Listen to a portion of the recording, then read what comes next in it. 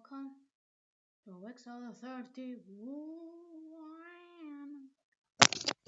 Last episode, the Germanic Civil War completely almost ended with the decentralization faction deciding to, instead of decentralizing, they just destroyed they just did their idea, and it's not like the pro decentralization there was anti that.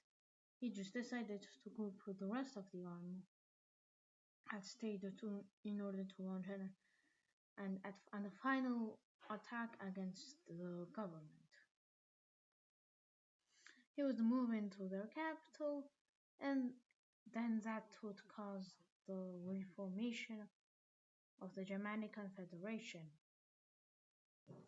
But the problem is, since they were pro decentralization, but there were some non-pro decentralization forces down south, especially down south. And then these guys were like, they became independent. Switzerland in the Alpine territory, that's very underpopulated area. There's also Austria, which also became independent.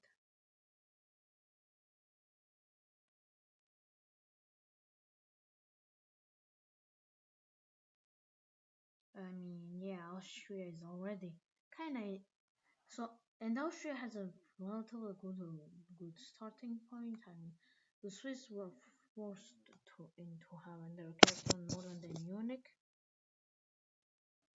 but even then. And Estonia is going to split in two because of this area. This area has still a lot of Russian natives, and these Russian natives break off. By the way, the Germanic Civil War was the turning point that would start the medieval ages. So yes, we are already in the medieval ages, at least for Europe. I mean, historically, it took a bunch of time for both to the rest of the world to become in its medieval stage. I mean, there was medieval China, and basically, in order to become it, and you could say that medieval China started in the Song, Tang, yeah, that period dynasty, but still. So these Russian natives mainly take over the Russian native land, and the areas that were colonized are not taken. So they take over the bad parts, but they want revenge for their kin. Down south, which had basically formed a new control, and I'm not just revenge for their kin; they just want to form an empire. And they're splitting up from Estonia.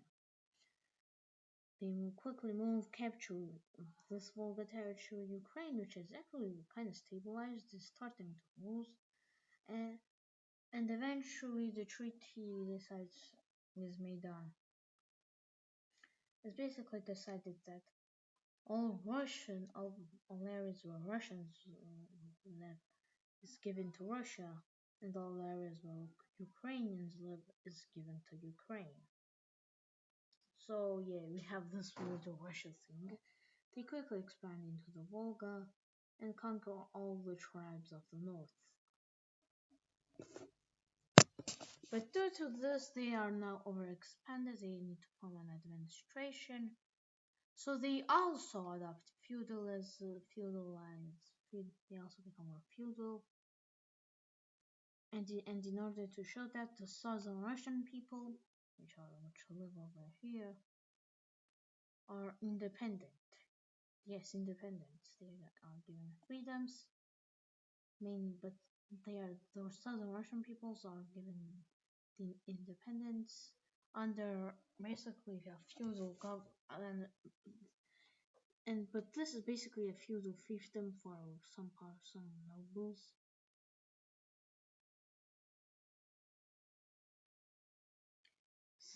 And I'm gonna put it in this new thing that is called feudal vassal. Feudal vassals are basically,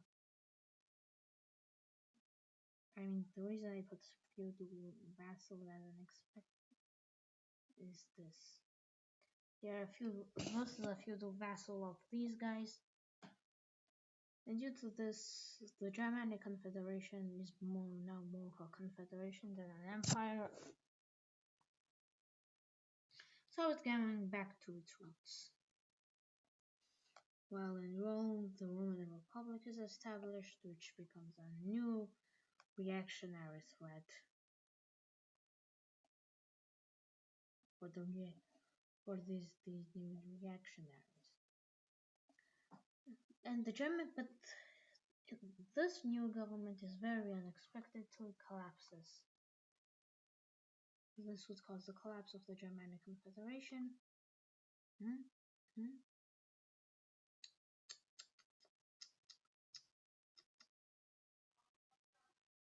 This would cause the collapse of the Germanic Confederation. Hmm?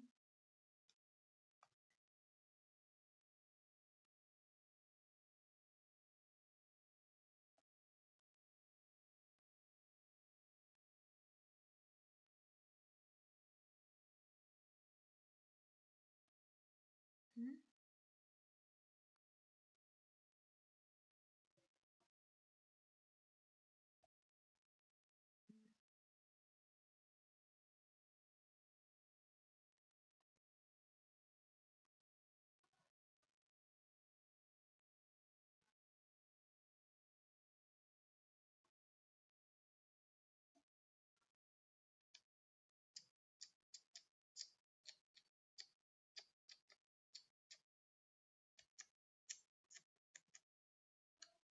The collapse of the Germanic Confederation is by the death of its new leader, which had actually put some very good legislation, but it hadn't according to that. Yeah. So his children decided to split his kingdom in his confederation in the parts that into small parts. I'll call these the their descendant kingdoms. I mean successor states, basically.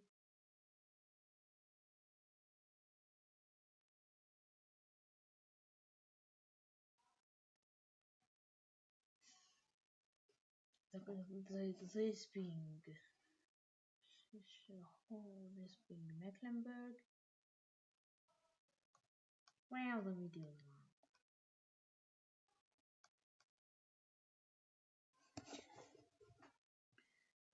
Of course, Denmark.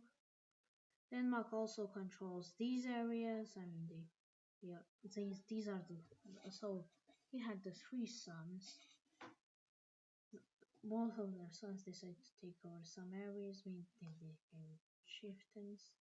And the original area is left to the third son, but he decides to move his capital into a different, more advantageous city here, here, and here. But due to this, the feudal vassals pop up everywhere in Germany. This being the Duchy of Danzig,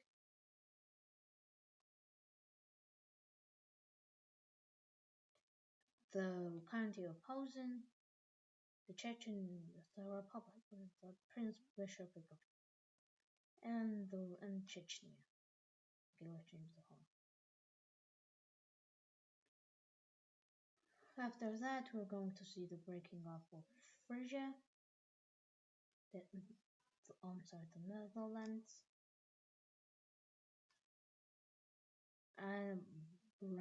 and the southern Saxony.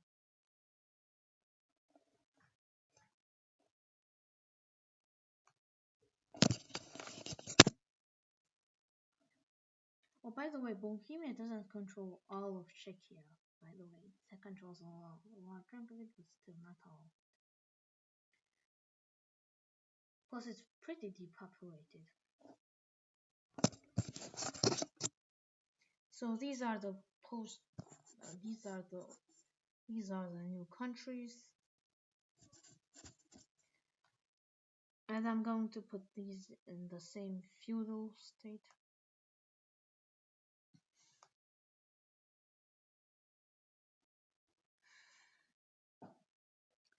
The feudal, in these feudal, and this crown means that they are feudal, feudal vassals. So they are vassals. They are feudal puppet states.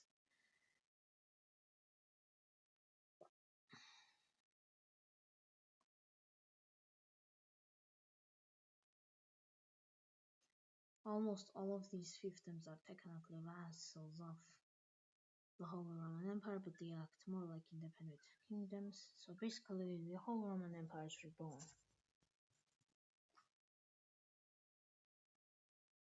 And is once again in the not reborn, kinda reborn-ish, kinda.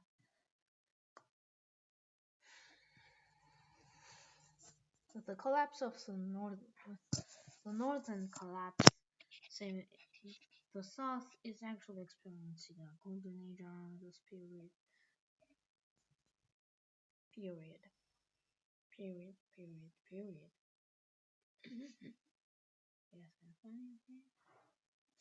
And but of course, exploration matters a lot. This time it's on the Amur. The Amur is pretty uninhabitable, but still people are going to move there because people move to areas where they like. They colonize the Amur region. They also expand their control zones as Concasa, whatever the fuck this island's name is.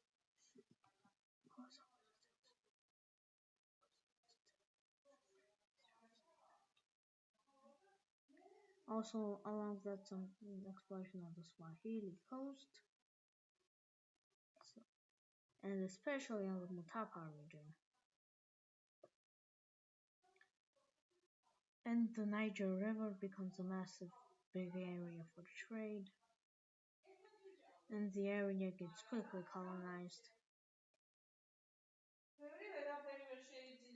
Same with the middle for trade purposes.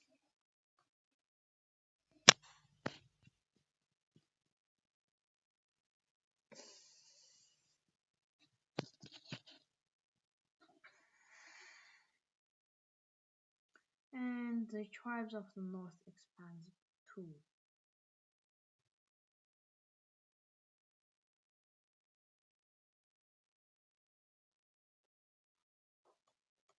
Well, let's look at other business. That's been the spice wars. The spice wars are mainly colonial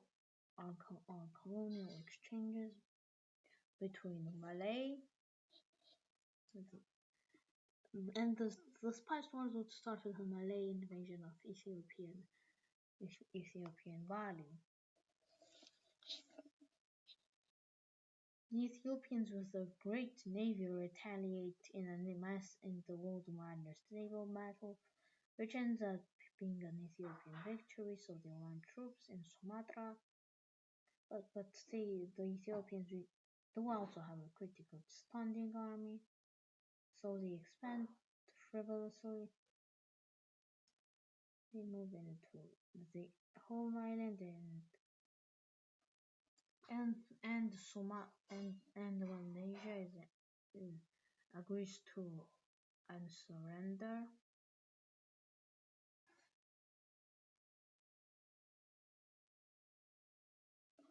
this will be the first spice war. The second would be mainly would be between the Ethiopians and the Cambodians over these two islands. The Cambodians wanted these areas for themselves, so they're gonna move in, settle here, conquer this. But this time, since the Ethiopians have moved on, they do the same thing. But this time, they actually got defeated here due to just how. So a lot of them flew here. And the Ethiopians actually won this war again, securing their Bali territories and annexing all of this island. The third spice war is between Bengal and Cambodia, with Bengali troops seeking to secure this island. So they occupy all of this, Bengal gets captured, and the Cambodians are forced to leave the Spice Islands for now, as they settle up, as many of them flee and settle up new colonies over here. And yeah, for that, thank you for watching the video and please subscribe.